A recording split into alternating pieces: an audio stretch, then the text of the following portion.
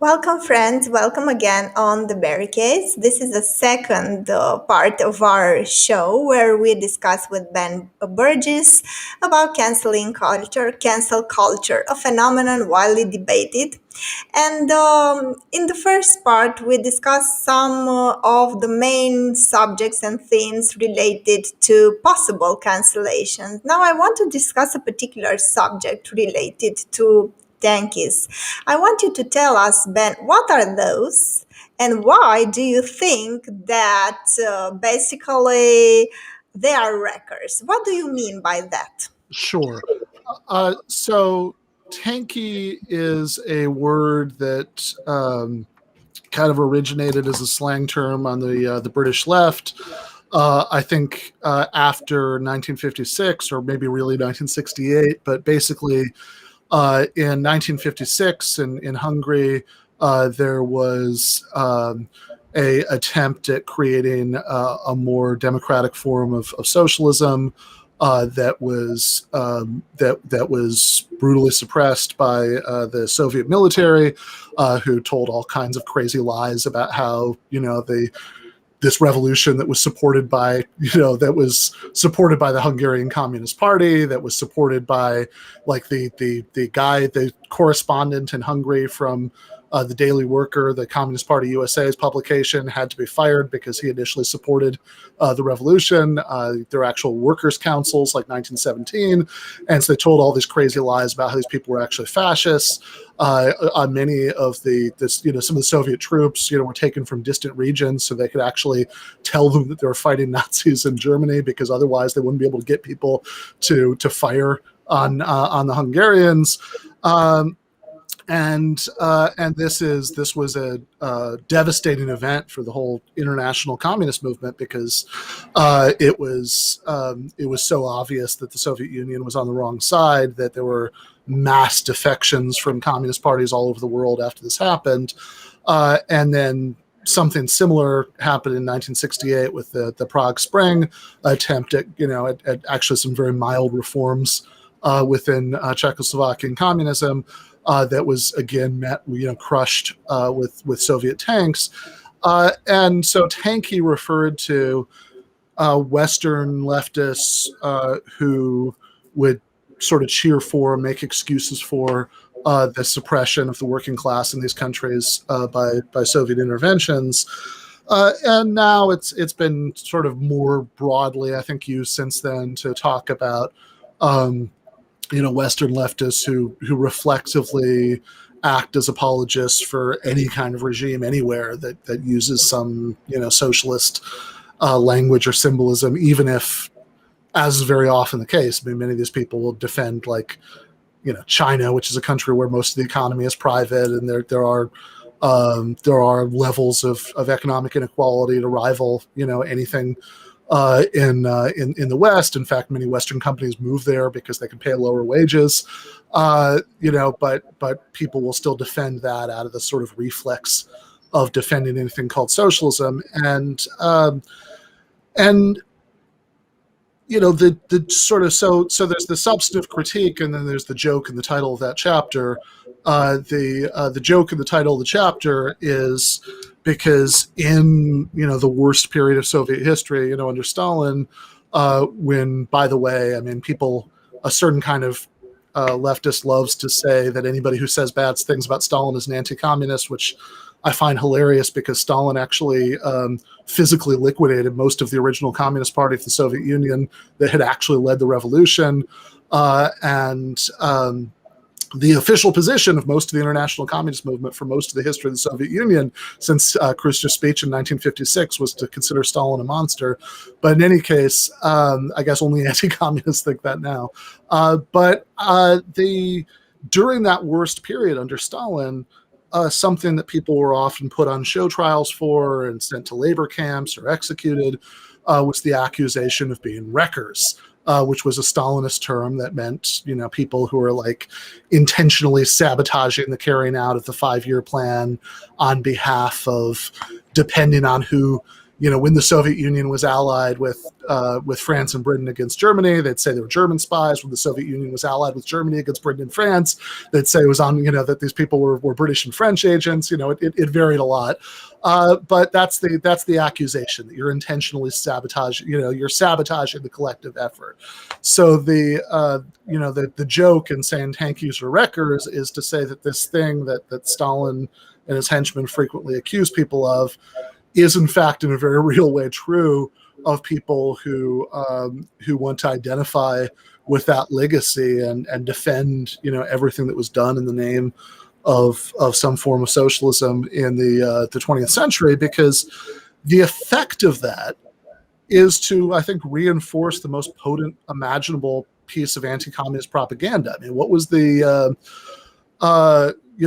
most powerful rhetorical weapon of defenders of the status quo throughout the Cold War? It's like, oh, great, you want socialism, so you want like Stalin's Russia. That's what you want. And it seems to me that we're finally at a point historically where that experience has receded enough that we have an opening to say no, we want socialism, but we don't mean a society with where people have actually less rights and autonomy than they do right now. We mean a society where there's much more so, because democracy has been extended from politics into the economy, and people actually have much more control over their lives. I think that's something you could potentially convince uh, masses of people to get behind. But saying no, actually, that wasn't that bad, and maybe that is kind of what we want.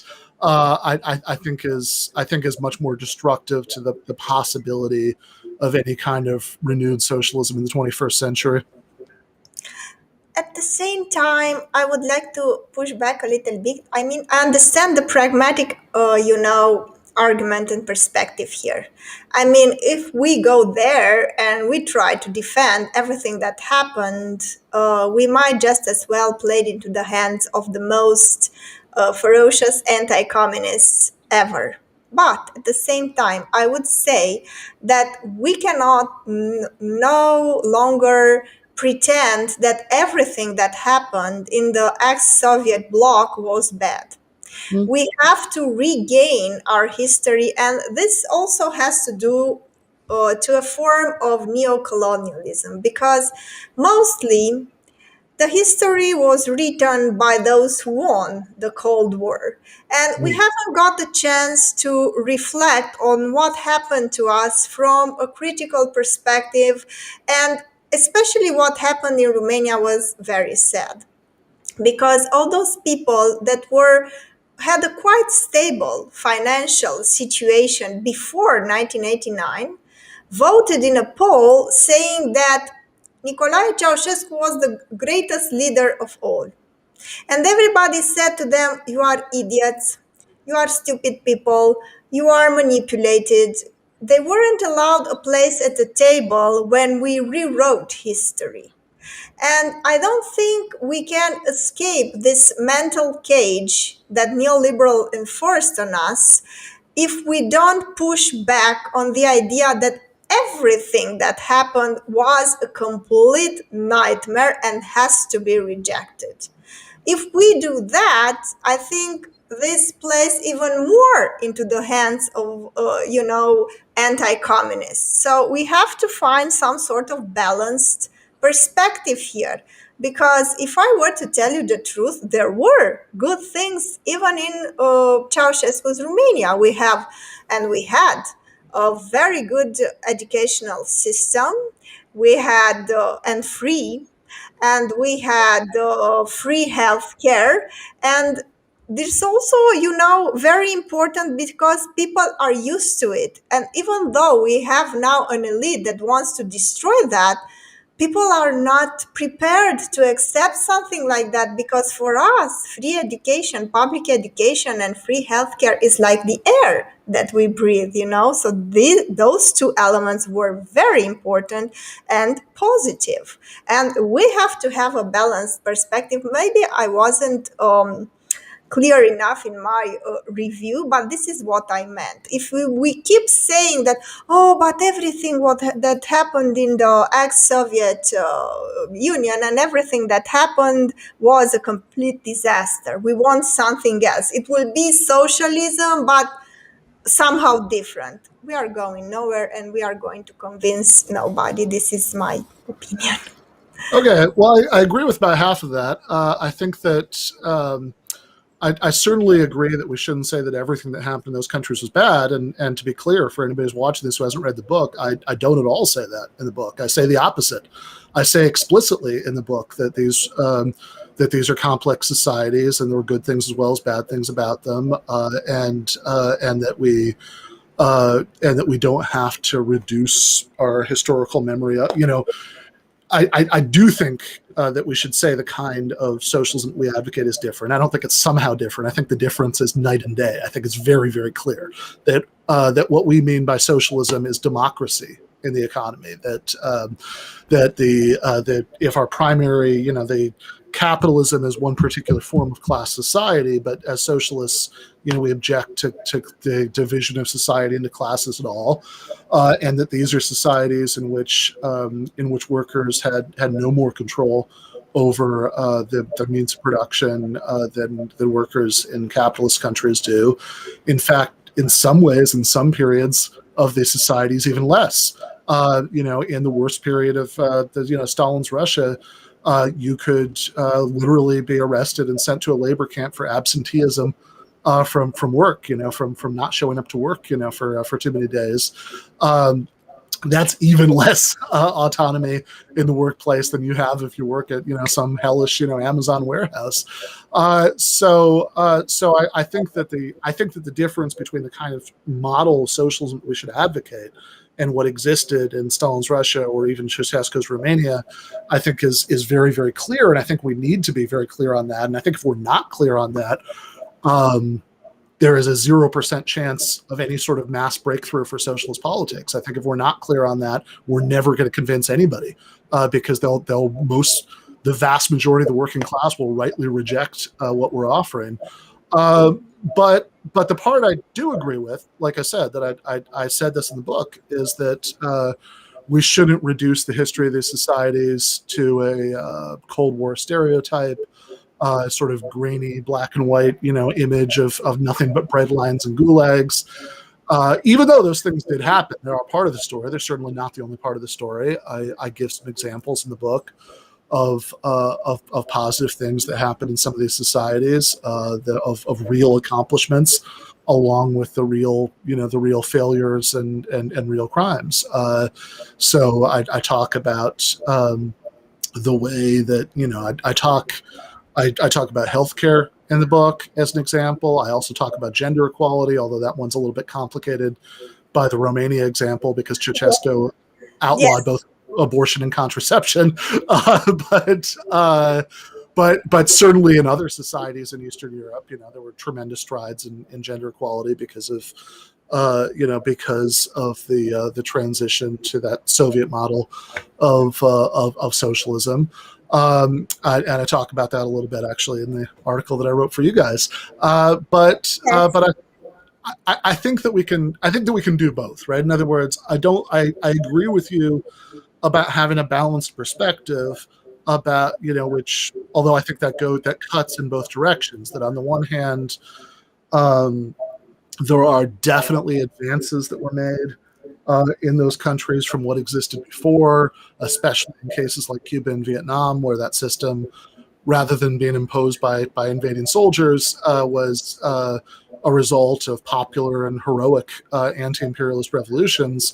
But there were also I also think that we need to be clear and historically honest about the other side of the ledger.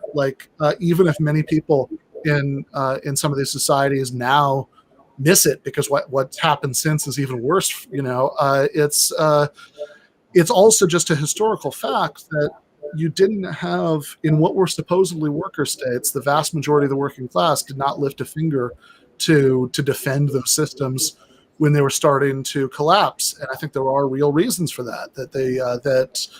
I think one, the police state authoritarianism creates a lot of resentment, and two, just as an economic model, there were very real problems with that. That I think it's easy to sort of minimize from now that we're looking back on it, to sort of mock and say like, oh, what, like everybody had their basic needs met, and you're going to complain because they didn't have 200 times types of toothpaste, whatever.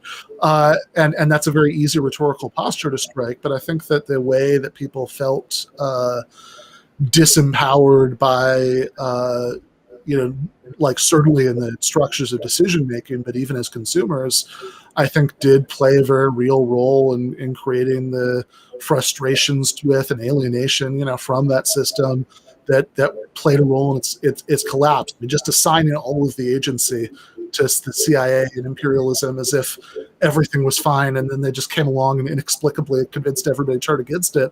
I don't think it's an honest account of history, and I think that the important thing for right now is that my argument would be that we can both have a balanced view that doesn't fall into simplistic anti-communist narratives, also doesn't fall into simplistic um, apologist narratives about them. But at the end of the day, we can say this is very different from the model of socialism we would advocate. Well, you know what? I would like to push back a little bit here, because you know what is interesting is that most of the workers in Romania were very disillusioned by the changes that followed, and many of them literally loved their workplaces. And I remember, because I lived during those days, and people, and a lot of them felt a sense of pride. Of course, we did not have what Richard Wolff is, trying to advocate for, and that is democracy at work and cooperatives. We didn't have that. But at the same time, workers were treated with respect. There was nothing like what is happening right now on Amazon. And I think this is the main reason why they want to go back to that, because it was not only everything was predictable, everything was stable. They knew what to expect, and we had industry. And I come from a district where we had a town with like 80,000 people, and 40,000 people worked at steel factory, a huge steel factory that now lies in ruins. And what happened was a disaster, because losing their job also meant losing their sense of pride, you know. And it was terrible, because I think it was the only time in history that workers truly had not only some stable financial situation, but also a sense of pride in what they were doing. And that happened also to my parents. I remember that they were quite attached, and they were quite devastated to see their old factory go to ruin, and that they tried to save it. We even have a movie by some workers trying to go to this clinic where they wanted, workers to donate sperm, and they would give them money, and they wanted with that to save the factory. And people were attached. And just like days, also in a small town near my birth city, um, a huge factory was closed, and hundreds of people were laid off, and they were so disappointed. And I think that a true research project would be to ask them, not for us to speculate, but also to ask them, because we may have some people that worked back then, to ask them how they felt about their workplace and the work relations, and not just speculate about it, because even my perspective as a person that lived during those days, I might be very subjective. But I think it would be important to finally give them a place at the table to tell their story, because I think it might be a little different that what we think. And the only thing I would say, that it was nothing like the what is happening at Amazon. Everything was predictable. They had paid vacations, we had free camps for the children. uh, there were things like you couldn't imagine. This is why Arto Artinian says, where do you come from? Oh, you come from Eastern Europe. Oh, but I come from Eastern Europe. I come from the future because this is where we had socialism in a way. So I think there is a lot of propaganda. And bear in mind that I lived through the years that were the most difficult for Romania because this crazy leader that we had borrowed a lot of money from the IMF and he had the ambition to give it all back. And of course, he did that by squeezing us and make us, buy even bread in small pieces. And everything was calculated. It was quite extraordinary. But I'm telling you that the stories I know from my parents and other workers, and do not concur with the idea that what happened there resembles what happens now in an Amazon warehouse. Well, remember what I said. I didn't say Romania in the 80s was bad as the Amazon warehouse. I said the Soviet Union in the 30s during the period when you could actually be sent to a labor camp for absenteeism from work, and that happened all the time. There were people who were literally arrested, tried, and sentenced to slave labor camps. That's what a gulag was for having missed work too many times, for being late to work too many times. Read that this was right there in the Soviet labor code Yes, in yes, of the course. 1930s. This happened. Now, certainly by the time, even in Ceausescu's Romania, right, is considerably liberalized from that, right, and I would agree that that's much better. That in fact, oftentimes, once things were liberalized enough that those sort of police state enforcement mechanisms weren't really a feature of the workplace, and you had full employment guarantees, that even though workers didn't have independent labor unions and were very badly crushed when they tried to form them, as happened many times in Eastern Europe during various places during the Cold War, it's still true that individual groups of workers did have a certain kind of bargaining power because, hey, you want this quota met, right? You have to meet us halfway. That's absolutely true. But I don't think, I absolutely don't think that, yes, if you worked at a factory in Romania in the 80s, I don't think that was worse. In fact, I think it was, I'm sure, unfathomably better, than working at an Amazon warehouse right now. But I guess I'd mostly say two things about everything you just said. One of them is it's absolutely not true that this is the only time period where workers, felt attached to particular factories and were devastated when they were closed and tried to campaign in various ways to keep them open. There are many American examples of that. If you watch Michael Moore's first film, Roger and Me, it's about factories closing in Flint, factories that were important in the history of the United Auto Workers Union, and that and really, because they've been unionized for so long, gave people like a very relatively comfortable middle class life. And the social devastation that followed the closing of the factories, all of the desperate attempts to keep them open.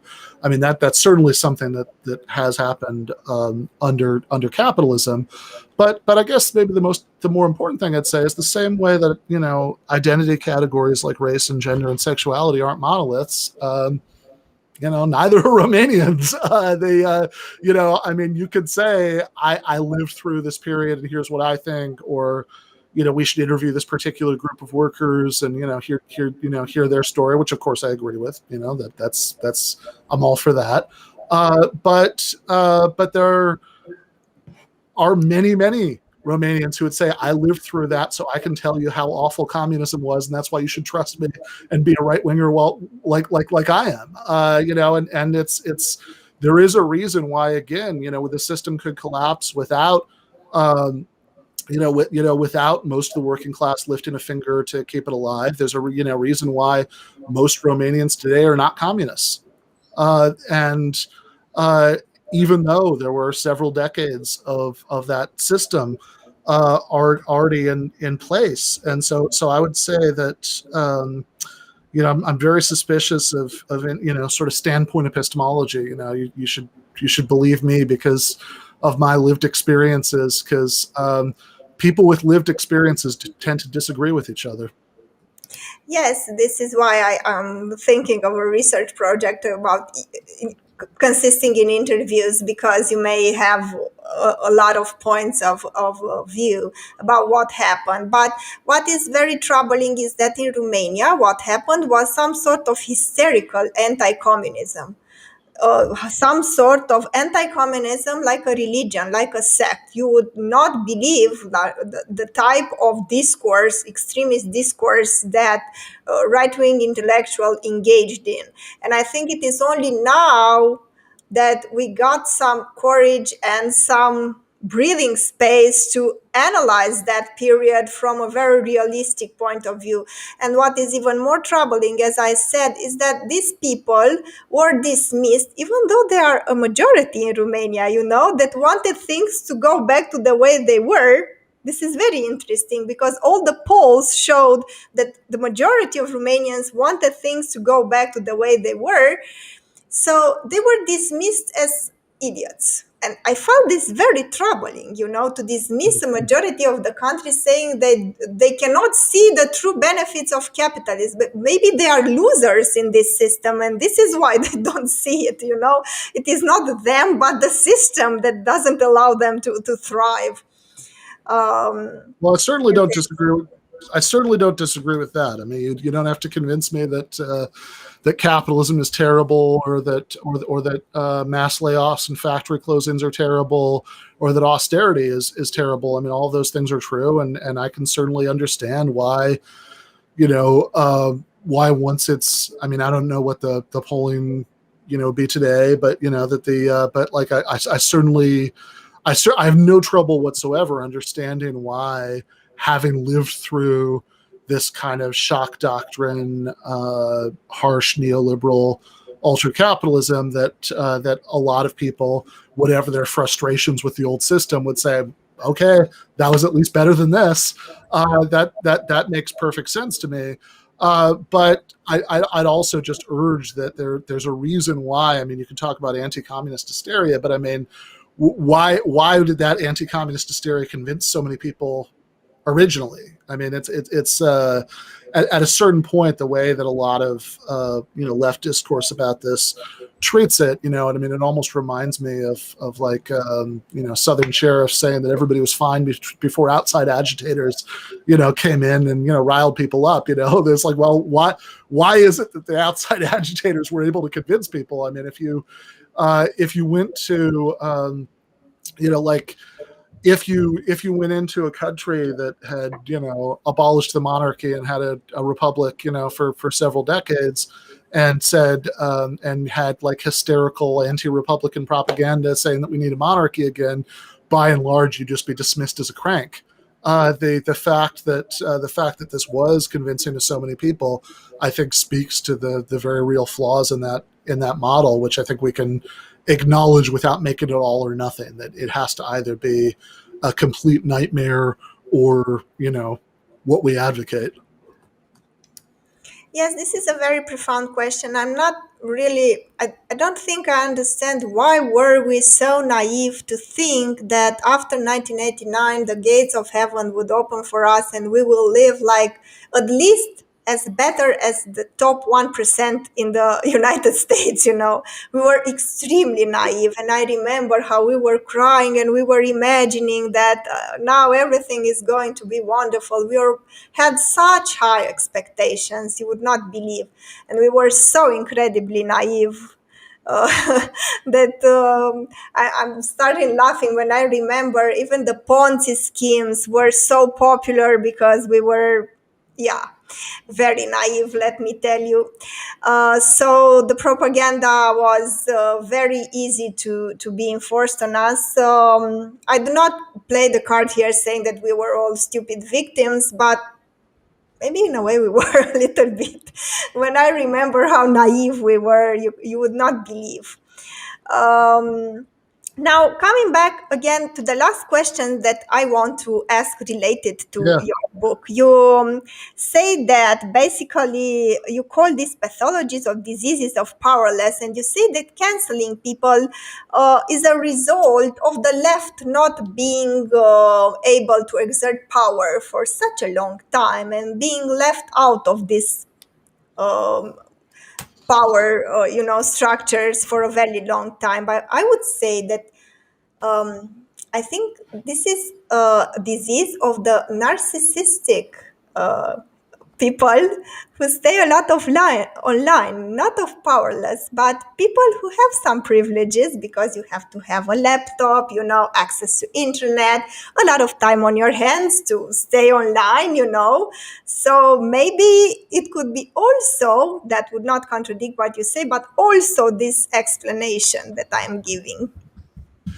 Yeah, I mean, I think that there is, you know, I think that there is some truth to that, although I also don't want to overstate it because I think that it's very you can be um, you like in 2021 you can be pretty poor and pretty online. That there definitely are people who are in both of those categories, but I think that the germ of truth, or the part I'd agree with, is the part about how there is a class component to it for sure, which is that um, so much of the current left doesn't come out of the working class, or at least the main body of the working class. That it comes out of what, and this is controversial terminology, but I mean, just to use it as in a very rough way, right? Comes out of what is sometimes called the professional managerial class, the people who are credentialed professionals in media or academia, or other parts of society like this, and oftentimes who do have very real, who are not actually that comfortable. That because I think part of what drives some of these people into the socialist left is precisely that some of those areas have become much more economically precarious, and so they now have started to see their interests as more aligned with a left program. Um, and but it's also maybe part of what drives some of the toxicity and canceling, within it, because the same things play out within these professions, this sort of constant, knifing each other in the back to try to get the last, whatever sort of, you know, competition is going on for, primitive accumulation of prestige and honors and and advancement, and I think that there is a way that oftentimes people who do come from that kind of middle class professional background, even if it's downwardly mobile middle class, they have certain ways of doing things that come out of a struggle to sort of get ahead of other people, to climb the ladder within those professions. Certainly see a lot of that in academia, that come out of a certain kind of, you were talking earlier about how even the CIA, will drape itself in rainbow flags, and certainly within a lot of these bureaucratic organizations, whether they're universities or corporations or what have you, media companies, there is this sort of human resources version of social justice that I think infects a lot of the way that people think about these things and apply to them. So I do think there's a class component of the issue. Just real quick, since I know we're almost out of time, I would be, if it's okay with you, Yes, of course. I would I'd be very mad at myself if I didn't address I liked the review, but there were two really specific things in it that I'd be frustrated if I didn't remember to bring up, before we were done with the conversation.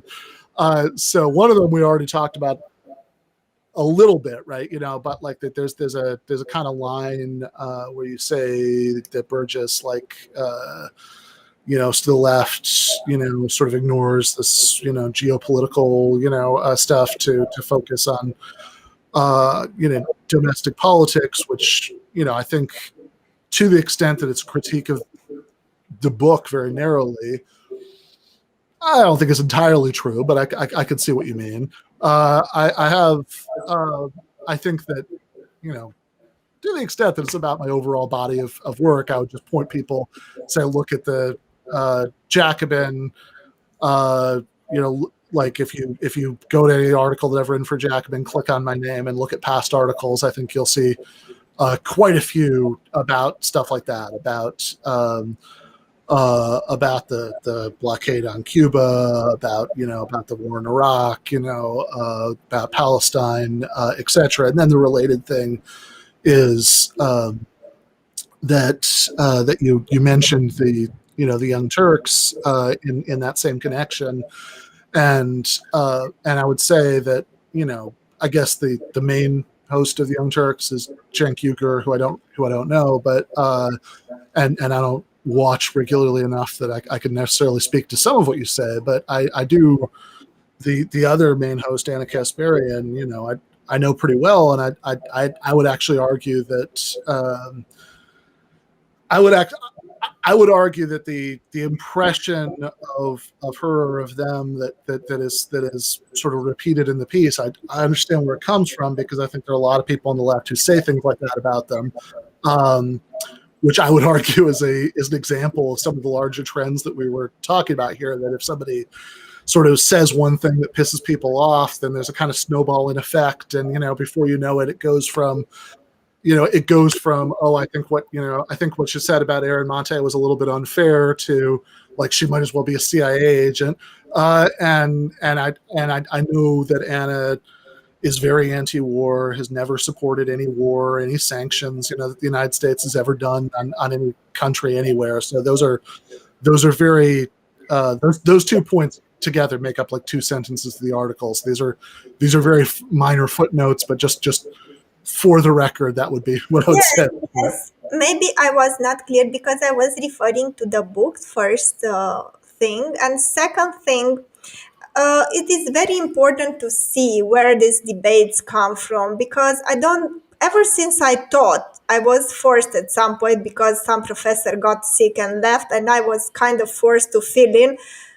Imagine in a security studies master teaching, army personnel things, me, a Yeah, feminist and a pacifist. But it was very enlightening. And ever since I taught there, I don't think all the things around us should be regarded as organic developments. mhm. The CIA, this is not the only explanation, but it is an important explanation that the CIA had an agenda, and the agenda was to divorce the left from the working class and from the Soviet Union. And also, I think I discussed this with Harriet Fraud, that supported my intuition that also this type of identitarian quarrels was pretty much amplified by CIA agents. This is not the only reason, of course, but this is one of the reasons, and this is why maybe I wasn't clear enough in emphasizing this. And the Mm. second part regarding Aaron Mate, I was shocked to see that comment to Anna Okay, Kasperi. okay. So so so It so so was so, kind of, oh, I would so, not say that she is a CIA agent, because I would play and the same game, of smearing people because they made an accusation. But at the same time, it's so sad to see that most of the left, I don't know if this is the situation in the United States, but here in Romania, they would fight for days over a transgender thing. But when it comes to Cuba, they accept what the US is doing. mm. I find this very troubling. Yeah, well, I mean, I think on Cuba, as I said, I've written quite a bit about Cuba for Jacobin, so I just refer people to what I've written there. But I think that what bothers me about this is that even if you, as I said, even if you think that Anna's comment during those 30 seconds of the Young Turks has been endlessly repeated and shared and used to denounce her in the most extreme possible term for months, literally since those 30 seconds happened, that even if you think that it was wildly unfair, I think what she that what she said was seemed like, which I think mean which I think that there's a I wouldn't have said it. I have I'm sure in retrospect she wishes she hadn't said it, but it's but I think that there's a seems like, meaning like this is what you'd write if you were, was the point there. Now, is that fair about Aaron Mate? I have no idea. I have never. I'm not. I'm not really familiar. With Mate's work. I have. I know that. I know writes for the Gray Zone. I certainly have opinions about them. I don't know. Whether in his case, maybe this is like this is a really unfair thing to say. Let's just assume that for the sake of argument.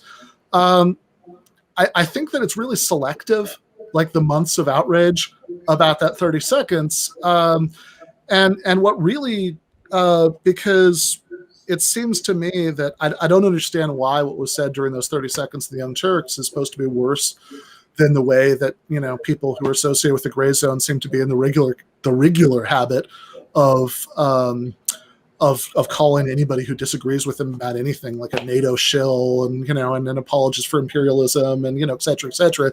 Those seem to be just as bad to me, and just as unfair. And certainly, the slippage from Anna said something unfair about Aaron Mate to Anna is pro-war, seems just insanity to me. I mean, this is somebody who's very much on record. She for many years a journalist as opposing as opposing America's wars in the Middle East, as specifically opposing sanctions and bombing on Syria. It seems to be the jump is you've criticized somebody, sure, let's say for the sake of argument, in an unfair way, but you've criticized somebody who is anti-war, therefore you must be pro-war. Seems to me to be not unlike saying, I don't know, Robin DiAngelo is anti-racism, so if you criticize Robin DiAngelo, you must be pro-racism.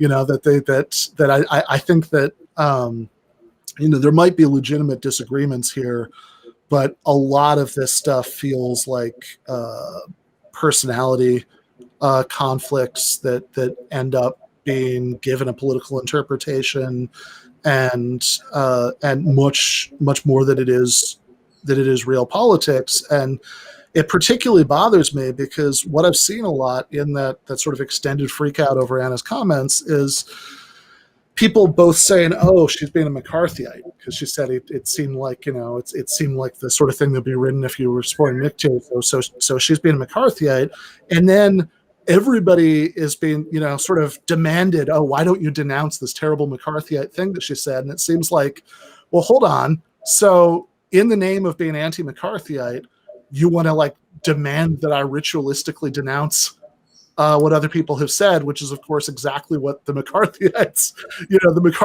actually did, and it just seems like the whole thing. I don't know. I mean, maybe at the risk of being too kumbaya about this, I think I'm not saying that I've never done anything that's contributed to this, or that I haven't gotten way too mad about these things sometimes before. I'm sure I have, but I just think that this kind of pervasive atmosphere of everybody who has any kind of disagreement about all this stuff, must be just fundamentally bad about it. They have that there's no that either you're pro Assad if you have a bad take by 2% in one direction, or you're pro CIA if you have a bad take and 2% in the other direction. And I think it all speaks to an atmosphere that's really unhealthy and unhelpful for promoting solidarity. Well, for me, it was quite disturbing. Also, because maybe I'm too elitist. I don't know, but it was so aggressive, and that was pure slander, and using those bad words was making it even worse. And also because we here at Barricade, we were accused at some years ago of being Russian agents, you know. Mm. This thing with the Russian agent, I'm telling you, it's very dangerous, and it could lead to consequences and people canceling you at work, meaning that you could get in trouble for that. So, yeah, I found it a little difficult, but of course, now if we do the same thing and we amplify it and play it again and amplify it and amplify it all over again, then we end up doing the same thing that we might be against. This part I agree with, I fully agree with that sometimes it has to stop. I mean, everybody should be entitled at some point of some, comments that are not rational, so to speak, Well, to be I mean, I've never said anything irrational in my life, so okay, good for you, good for yeah, I you. know, right? I'm very proud. Yeah, I have said many things in my life that I'm sure if somebody chose to go back and make a big deal about them, I wouldn't be able to defend. I would really distrust anybody who said that wasn't true about them. Yeah. Well, thank you for watching. Thank you, dear viewers. I hope you enjoyed it. Go to Patreon because you are our only support. Please donate, subscribe, and stay healthy, keep fighting, and I'll see you all next week.